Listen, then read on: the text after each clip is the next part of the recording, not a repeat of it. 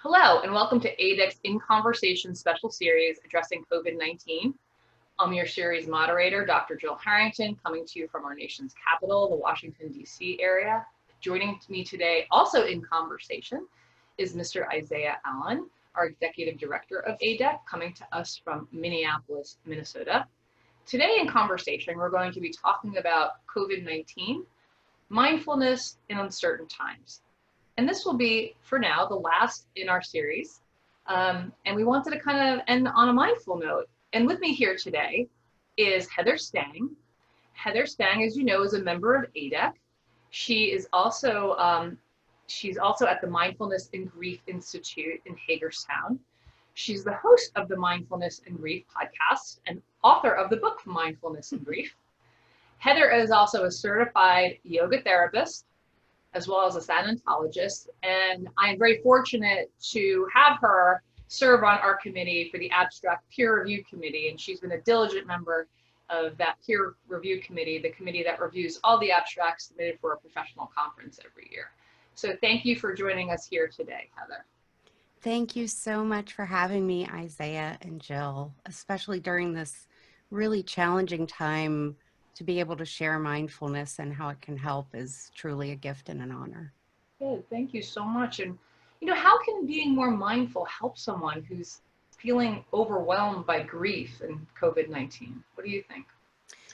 So a lot of the overwhelm that we're feeling, first of all, I just want to say is normal, and mindfulness gives you permission to be however you are, but it also gives you the tools that you need to cope with however you are.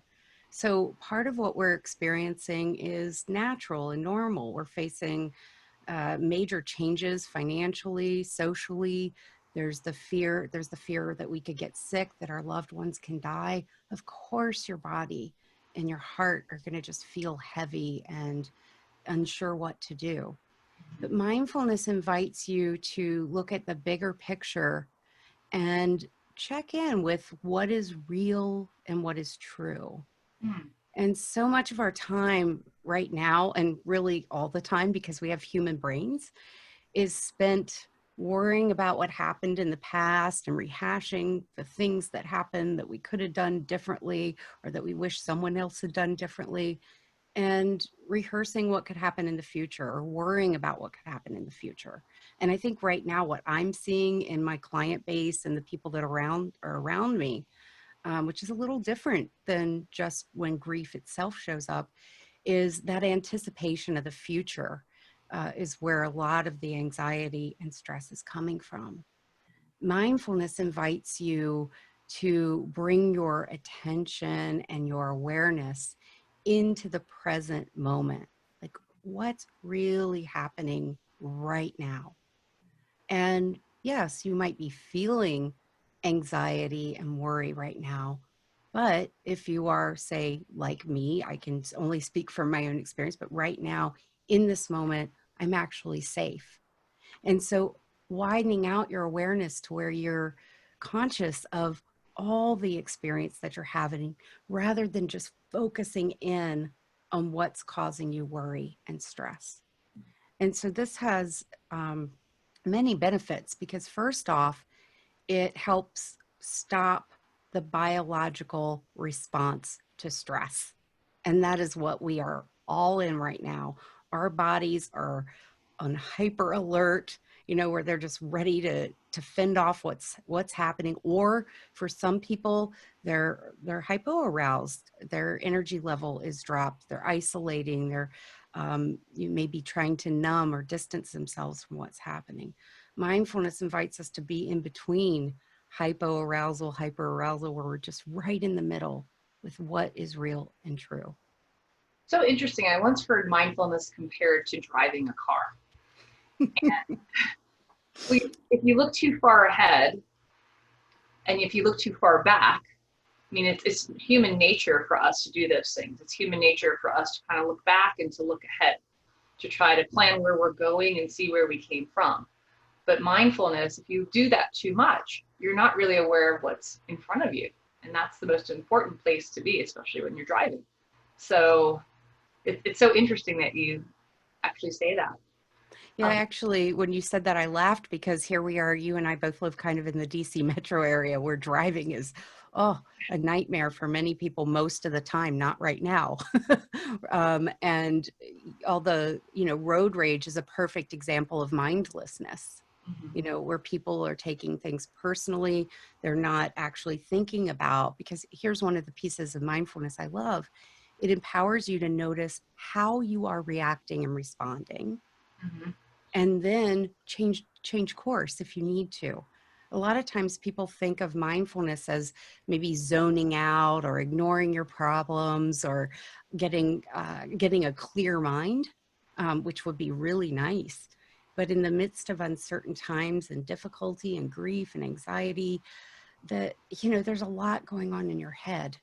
And so tracking mindfully, what is that narrative? Where are the habitual ruminations? And what can you do about it mm, to change course to where you are just noticing your feet on the ground, you're sitting in the chair, you're present, you're having a like you're really here. I mean, even right now, in the however many minutes we've done this, I have to admit there have been a couple times where my mind has gone to lunch and then come back. And this is normal for humans. And so when we're practicing mindfulness, we have to be kind to the thinking mind and recognize that what arises, like me thinking about lunch or someone thinking about, will I get paid next week? Those thoughts, those are normal. And of course, you're having them. It doesn't mean you're mindless. The mindfulness is when you notice that your brain has gone somewhere else, that mm. you're outside of this present moment, or what I like to call time traveling. And then you choose to bring yourself back. Like that's the power of mindfulness, is bringing yourself back to what's real. Cognitive psychology teaches us that we have automatic thoughts that happen all the time, sort of like a running window of a computer or on your phone when there's apps running in the background. That thoughts are we are generating thoughts constantly. So mindfulness and meditation, are those the same thing? So they can be the same thing. Mindfulness is both a state of mind, like anyone watching this right now, and those of us on this call right now, we can be very mindful that we are in the rooms that we're in, that we are seeing another human on a screen, that we're hearing a voice. We can be aware of our senses in the moment, but we're not meditating. We're present. Some of us consider this work, some of us consider this enjoyable, but you're present. Meditation is where you set a time out, a set period of time, and you're training your brain to be mindful or to do any number of other types of meditation. So there is just mindfulness in daily life, which whenever someone comes to me and they say, I don't have time to be mindful, I say, well, do you do dishes? Do you drive to work? Do you play with your kids? Those are great times to be mindful. Mm, Mindfulness meditation, do you have 5 minutes where you can just sit and practice?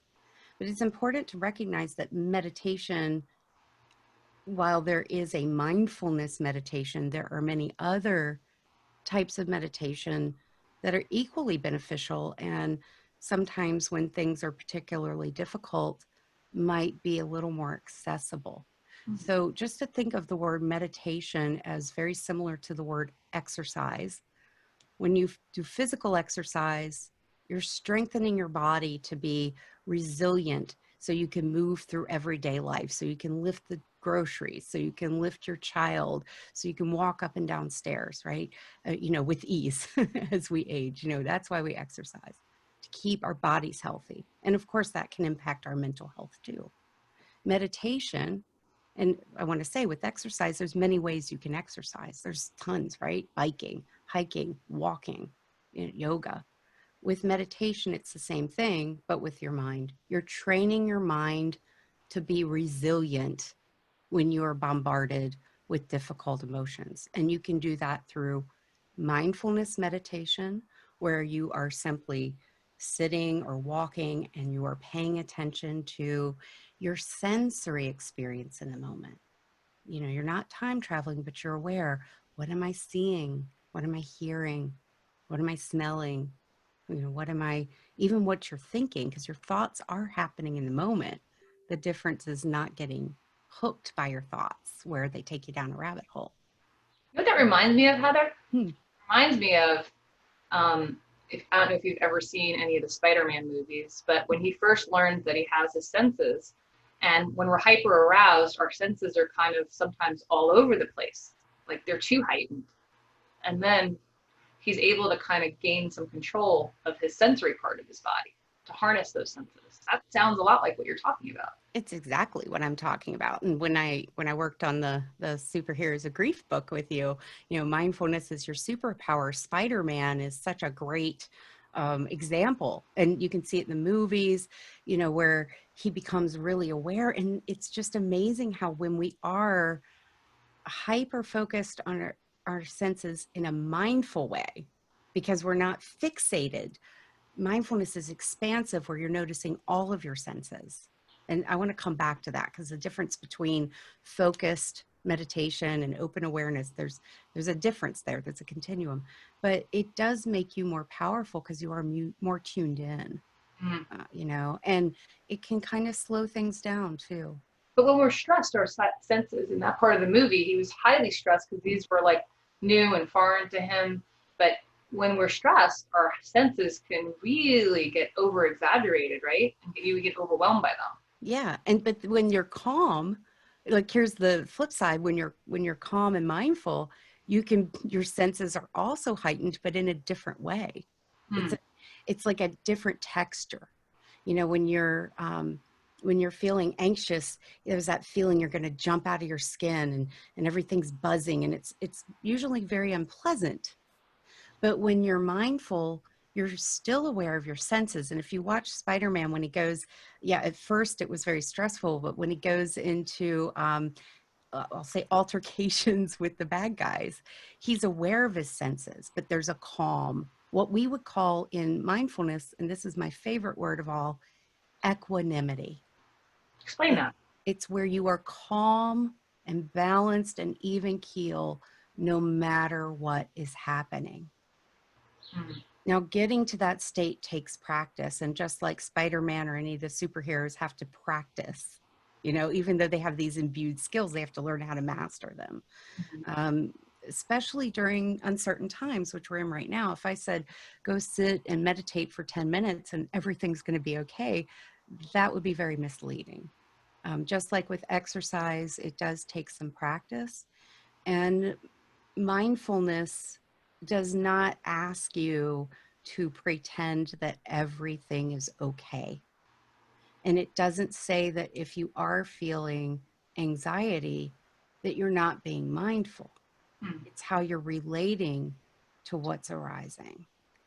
And so, feeling that you're going to jump out of your skin, anxiety, feeling heart racing and that buzzing. I'm speaking of how I experience anxiety. It's different for different people. For me, there's just kind of this like, it's hard to put into words, but I know it. Like when I start to feel that, can become a bell of awareness for me to notice what else is happening because I'm fixated on the buzzing, right? And I can say, well, where's my breath in my body? Can I feel my feet on the ground? Maybe I need to take a couple fuller, deeper breaths to tell my body that I'm taking my power back, that I'm going to take it into a state of calm. And so mindfulness is a tool you can use to arrive at equanimity, but it doesn't mean you have to pretend that what is causing you the stress or the displeasure isn't happening. And there's a really powerful way to harness this when you are feeling overwhelmed. And that's by shifting out of your mental state where you're thinking about the problem. And how many of us have ruminated on something for, you know, minutes, days, weeks, hours, years, whatever? We can just chew on a problem like a bone.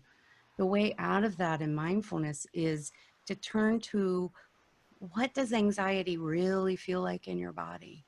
What does fear really feel like in your body? And where is the most sensation? So if you're feeling afraid, Maybe it's a hollowness in the pit of your stomach.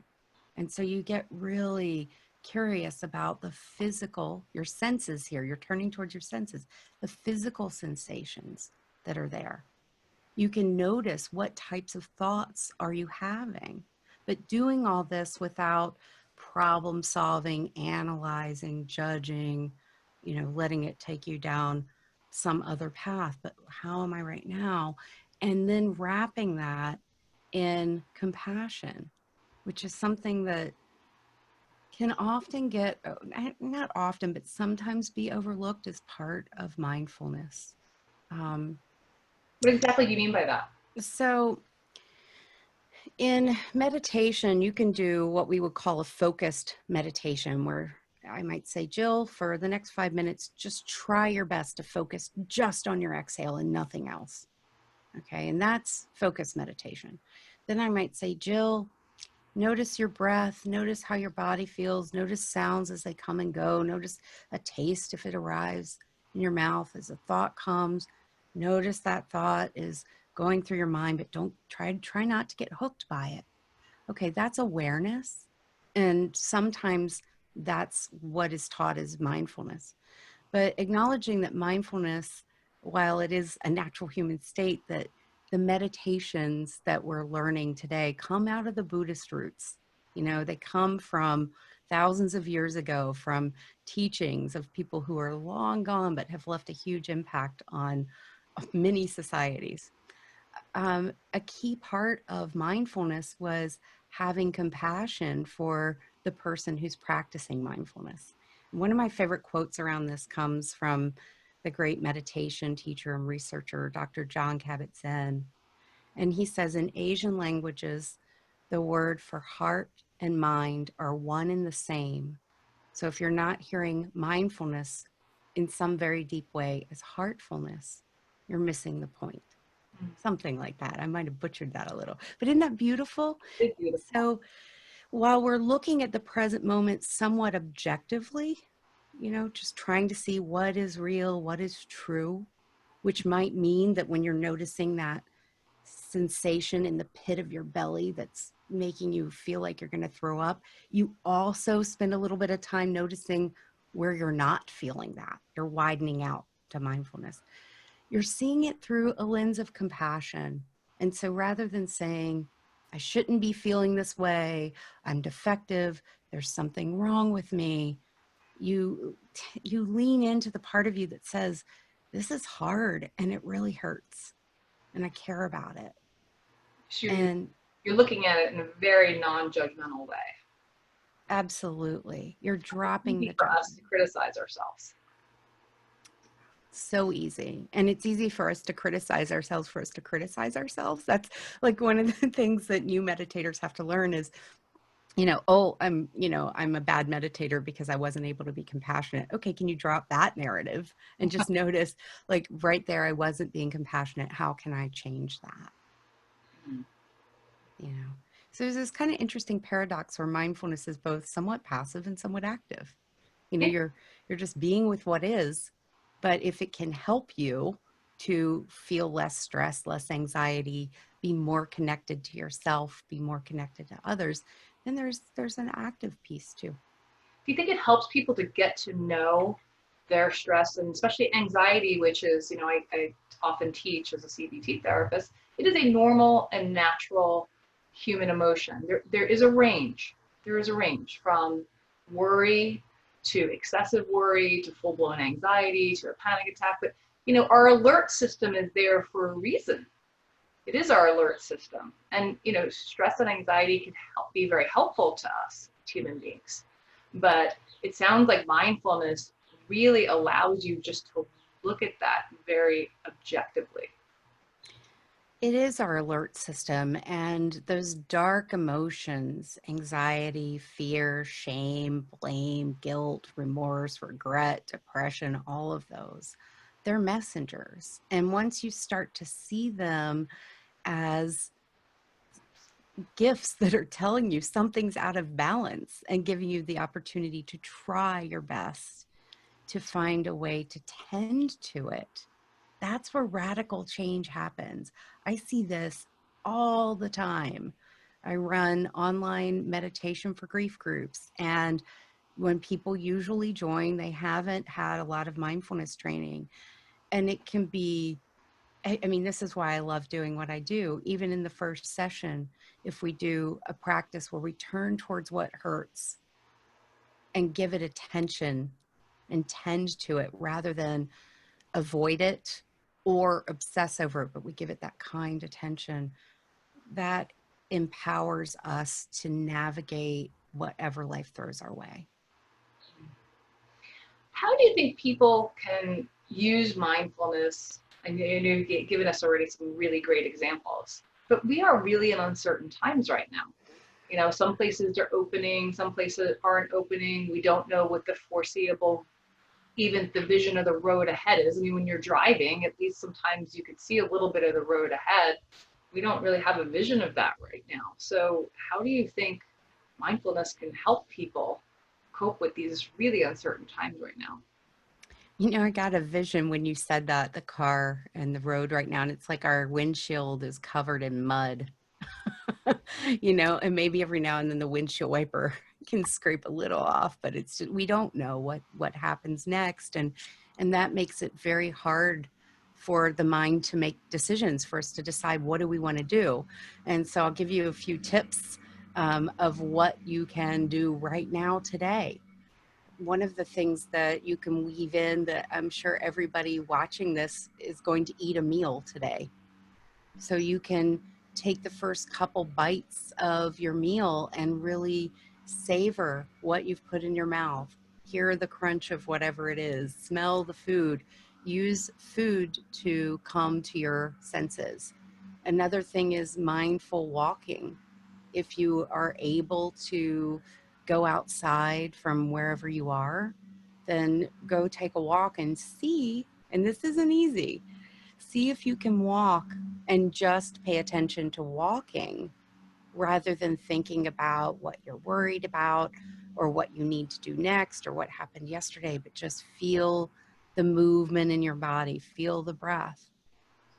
And one of my favorite things, and this is kind of hard right now because some of us, our hobbies have been maybe taken away from us. Like my hobby is ice skating. I can't go do that right now. So I've had to shift my hobby to gardening, which I also love. Um, but find something that you love to do, because when you're doing something you love, it's a lot easier to be mindful and recognize that you are doing it in the moment. So here's the difference. I could go, I know ice skating is we'll use gardening since that's something I can actually do. I can go out to my garden and I can work in there and I can be really worried about if I'm doing it right, if I'm planting the seeds correctly, if I'm going to have food in 5 months, or if this is a total failure, waste of time, waste of money, and I'm a bad gardener. Okay, that's one direction I could go. Or I could go out there and I could just plant the seeds, pull the weeds, notice the green, notice the brown, smell the smells in the air, feel the sun on my skin. That's two different ways of relating to something that I was going to do anyway. So you can weave mindfulness into your day like that, back to even the dishes. You could also, that's what we would call, by the way, informal mindfulness. You're practicing mindfulness just on the spot with whatever you're doing. Another way to practice is through meditation. There are many ways that you can learn meditation online right now. And you know, I've got many resources myself that I'm teaching meditation through. And you can go and just sit and learn how to control your mind, which, by the way, I always think of meditation as mind control for good, but practicing bringing your attention back to the present over and over again. And it really doesn't take a lot of time to actually see some benefits come out of that. There are a couple other things that you could do. Like right now, we're all watching this video. Feel your feet on the floor and notice that's happening right now. There, you just in mindfulness. You know, it's so easy. And yet, when it's uncertain times, it can be challenging too. Sounds very grounding. Yeah, you know, I actually looked up the word grounding not that long ago because in yoga, there were, you know, I'm a yoga therapist, and I come from kind of a jargon-free school, and I hear all these teachers who are like, it's so grounding. And I'm like, okay, what does grounding mean? Like, what does it really mean? It means present. I think that's what it means. It's mindfulness. So really, mindfulness is grounding. You're coming right here, which is kind of different from how I think sometimes when we first hear about mindfulness, we think of it as some ethereal, floaty, I'm going to get this like high. I'm going to go away somewhere. But it's really, you're not. You're here. And that can feel really good. I know when I learned how to ride a motorcycle, that was one of my life goals. Mindfulness was very important because the fear, and there's a healthy fear that goes along with that. But the fear, it becomes so overwhelming, you have to be very much in the present moment when you're doing something like that. But if you give into the fear of it, instead of really just attuning yourself to the road. And so these are some types of activities. I'm not telling everyone to go out there and learn how to ride a motorcycle. It's something I've been working toward for a very long time and a life goal. But, even horseback riding for me, it's a very mindful type of activity. So you're saying these are activities that people can just do in their home, like knitting or playing the piano or finding your favorite thing to do, or just being, doing the cooking and the cleaning like we're all doing. While we're in those moments, we can find time to connect to ourselves through mindfulness. Yes, there are countless opportunities to practice mindfulness in your everyday life. I actually also knit. And I hope my husband teases me. He's like, you're really nice and mindful when you're knitting until you mess up, and then all bets are out the window. And it's like with meditation, you just get to begin again. You just start over, because if you are practicing mindfulness, whether it's while you're doing the dishes or whether it's sitting on a meditation cushion or in a chair or lying down, when you do get distracted, the instructions have always been for thousands of years. Just start again. It's not a big deal. In fact, when you get distracted and catch yourself, that's the perfect time to practice self-compassion and be like, oh well, there's my brain doing what it's supposed to do. Mm-hmm. I'm trying to go against my nature by bringing it back to the present, and yet it's doable and has great physical and mental health benefits. And I want to say, to the riding the motorcycle, I wish everybody on a motorcycle or in a car or on a bicycle were mindful. It would be such a different experience, because mindfulness also invites you to be aware of your community at large, your interdependence, and that's a whole other topic, but your interdependence with other human beings, which we're all really getting to experience on a grand scale right now. And if you're in a car and someone cuts you off and you get upset, mindfulness would say, first you notice you're upset, and then you send compassion to yourself, compassion to the person who cut you off, because you don't know what their story is. Mm-hmm. Well, Doesn't mean. we must have a lot of mindful people on our board, because I know there's a lot of knitting that goes on, having been on the board myself at some point. But I think most of our people are being very mindful in meetings while they're knitting, and trying to keep, your mind in what's going on. That's Yeah, an amazing exercise. it is really neat. I'm always excited when I meet another knitter, like at ADEC or in the yoga community. It's just like we understand the importance of turning inward and focusing. And knitting actually does have a lot of research to back it up, that it is a meditation. And it's kind of like prayer beads, but it creates something. And so it does bring you into the present. Now, again, it's important to distinguish that there is that continuum between focused meditation and mindfulness. So focused is tight. So if I'm just knitting and tuning you out, then I'm just focusing. But if I'm knitting and I'm hearing you, that's being mindful. I think you were about to say something. Did I? Yeah, well, I had a question. One of the things that I think I've heard referenced about the period that we're in, kind of a pop culture reference of, it feels a bit like Groundhog Day, right? Like the same thing over again. And I'm either in week 8 or 9. I honestly don't know right now, of working in this same space doing the same thing. And I'm wondering, you know, as you as you view that through the lens of mindfulness, um, sometimes it is the challenge of the present seems like I've been here so much. What would you say to that, of the sense of like, this just feels like the same thing over? How can mindfulness help us walk through that process? Well, to piggyback on top of that, there's a saying right now that a lot of people aren't experiencing a weekend. They're calling it feels like the same day with a nap in between. That's a great question. What do you think, Heather? Yeah, that is a really great question. So the more mindful you are, the more nuances you notice in the present moment. So even though every morning I drink coffee, like to me that's not the same thing over and over, because that's one of my mindfulness practices, is to sit down and drink my coffee with mindful attention. And yes, you can drink coffee and meditate. It's okay. Um, so, when you bring mindfulness to anything, you notice how it's never really the same. You're different every day. Now, there are what we would call your greatest hits. And one of the mindfulness practices that Sharon's teacher, Sharon Salzberg, has you do is kind of write down, what are your greatest hits? What are your go-tos when your mind starts to ruminate? Because we all have those things that our brain chews on over and over again. And right now, I think a lot of people are chewing on the same thing day after day after day.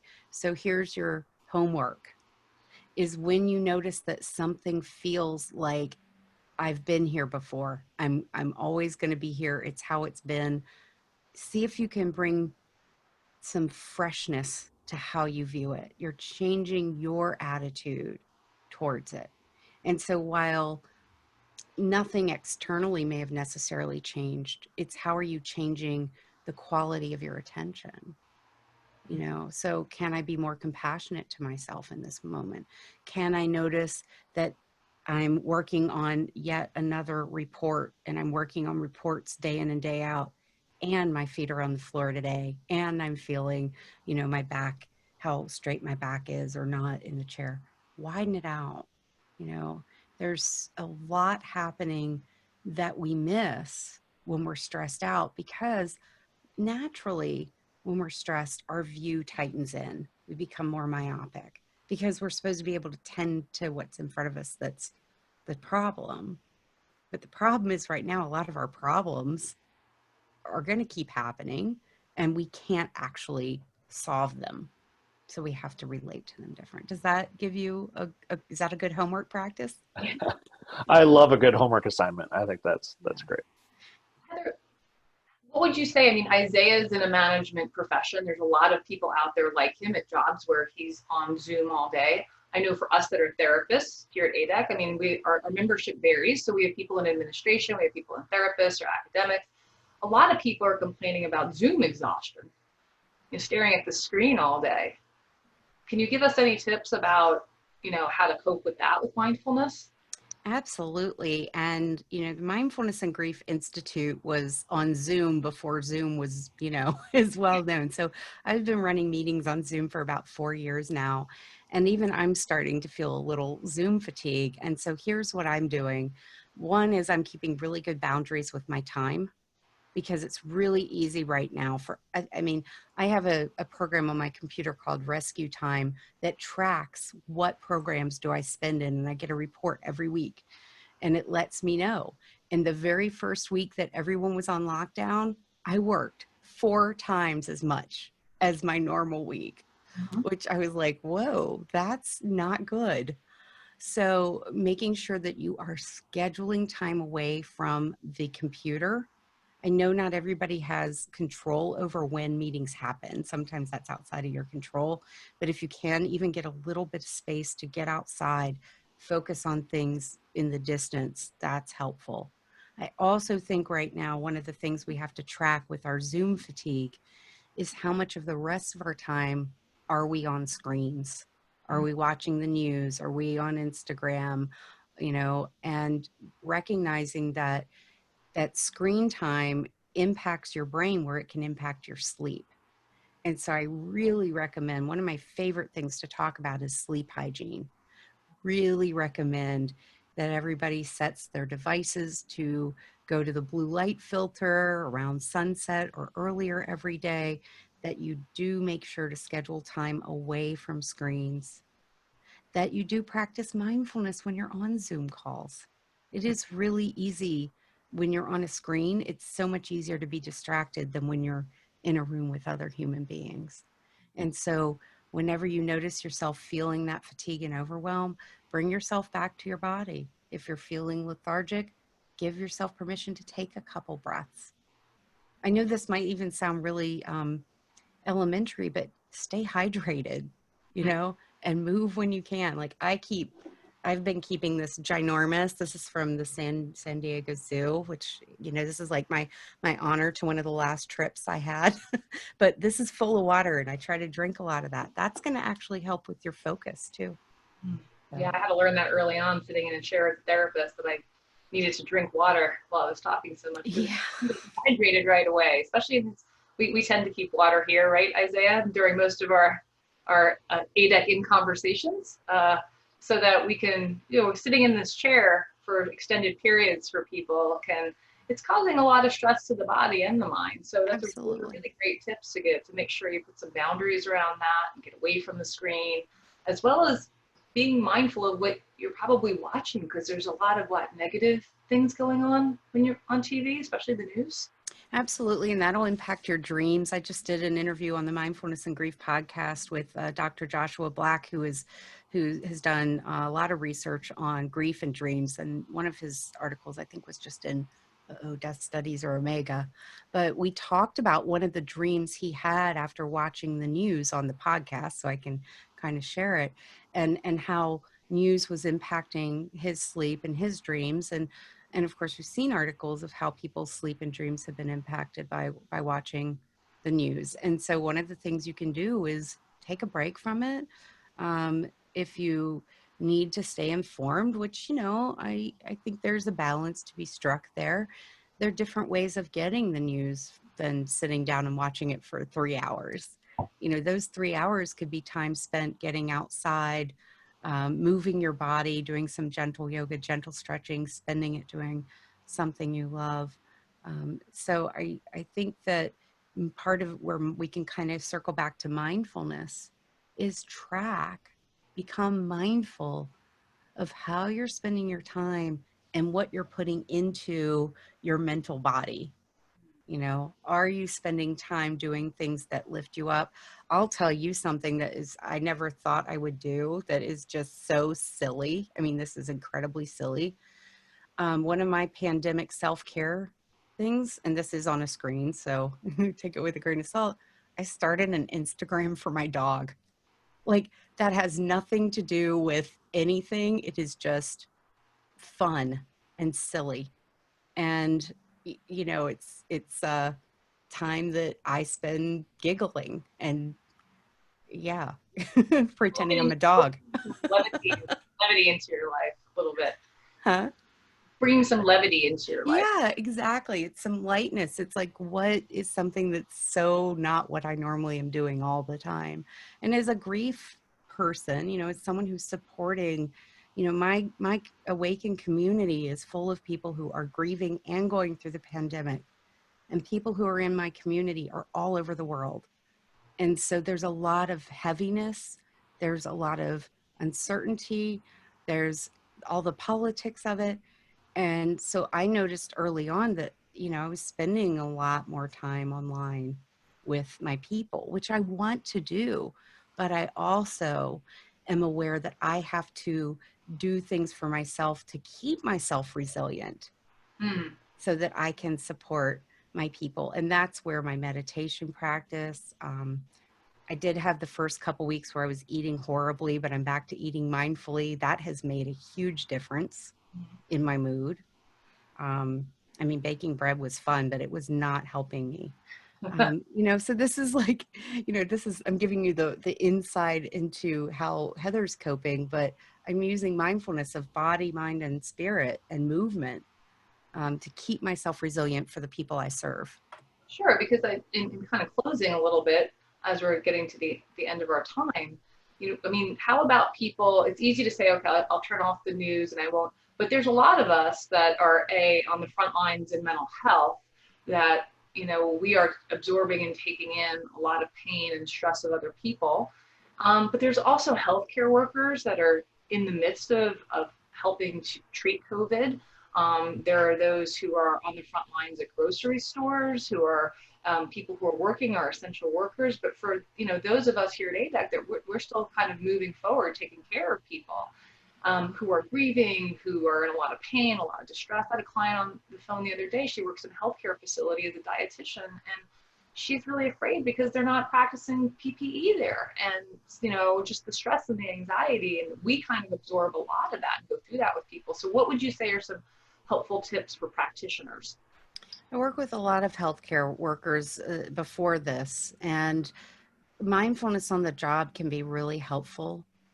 So being present to the person that you're serving, being present just to the physical like the physical things that you're going through, what you're picking up, what you're administering, walking through the halls, noticing when you're feeling overwhelmed, and instead of avoiding that overwhelm, finding some safe time to tend to it with that compassion. Spend some time outside of work where you actually can turn towards the places that are worrying you with compassion, with self-compassion, recognizing this is hard and I'm doing my best, recognizing that your suffering is both unique and global.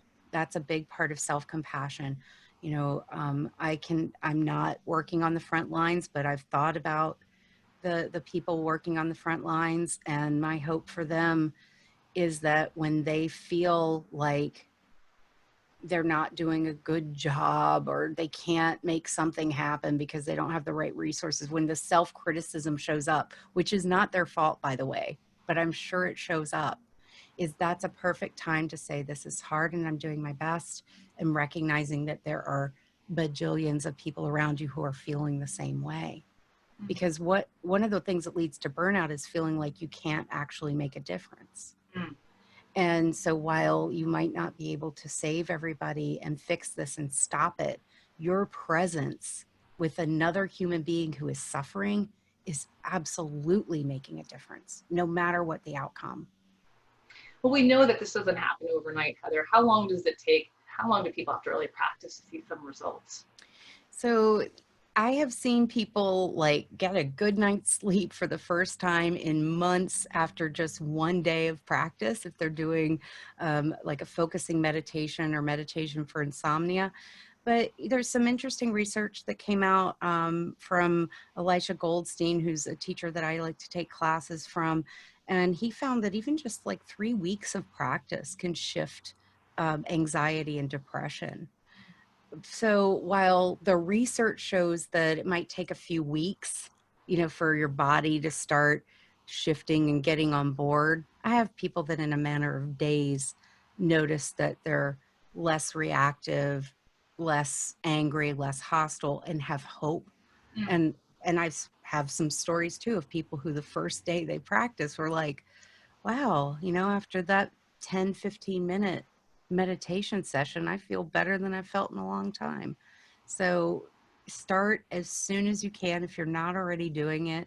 If your practice has lapsed during this difficult time, know that your practice is waiting for you and you can come back to it right now. And know that it doesn't necessarily take a half an hour or an hour of meditation a day. Some people feel better in just a few minutes. So take action on it. So Heather, if people want resources or if they want to find you, where could they find that information?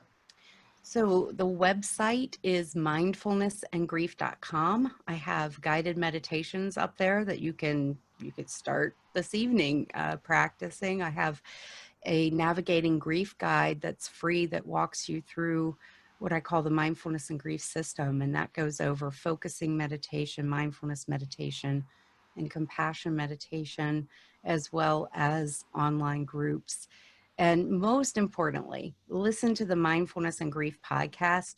Some of your ADEC friends are going to be on there, but there are also people who are not yet ADEC members that I will work on. But really great information on how to be more mindful during this time and just through grief and other challenging times. So mindfulnessandgrief.com. Thank you for leaving us on a very mindful note in our COVID-19 special series, ADEC in Conversation. Always a pleasure to work with you and also talk with you. Thank you so much for taking time out of your day to join us here today at ADEC in Conversation. So for those of you who are listening, I hope that you're practicing safe measures. And as we say here at the end of the series, remember to wash your hands. On behalf of ADEC, thank you for joining us in conversation today.